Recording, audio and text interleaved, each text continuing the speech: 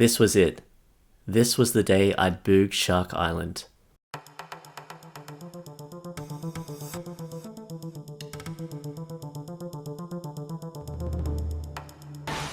All I've been doing the last 6 months is trying to get good enough to take on this slab.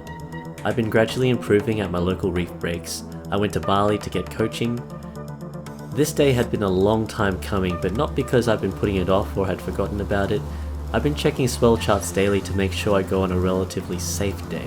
From videos I've seen and from what I've been told by the locals, Shark Island is a break where if you don't get the right conditions and you aren't selective with your waves, you can get yourself into a lot of trouble. If the swell is too south, then the waves just wash across the reef, but if it's too east, then the sets will come straight at you hard and fast, and that's when it can get real dangerous. That's what they tell me. So, southeast or south-southeast is the sweet spot, and that's what the charts read today. It was reading a comfortable 2-3 foot, around the time I'd planned to rock off. The problem was when I got there, it wasn't 2 to 3 foot, and the swell was heaps east. I rocked off with my mate, and as we paddled towards the island, my stomach just lurched. I knew from a glance that I was way out of my depth here. There were barely any riders out, and I saw set after set of empties just exploding onto the rough shelf. Stealth team rider Edgar Jaragi was out back. He'd apparently been waiting there for close to 2 hours before he got his first wave, and that's not because there was a shortage of waves. No, it was because most of the kegs that were rolling in would just euthanize you.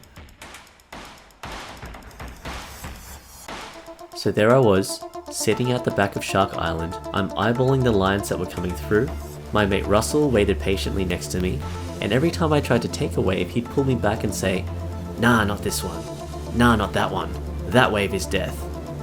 Finally I saw a line come through and it looked like the right wave. So I paddled across, squared up to it and fully committed to the takeoff.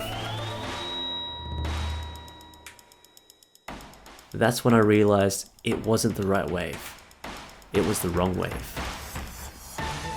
I was horrified when I saw my wave stand up almost instantly, and by the time I'd realized I was sitting right at the top and in front of a heavy pitching lip, and there's only one place to go from there.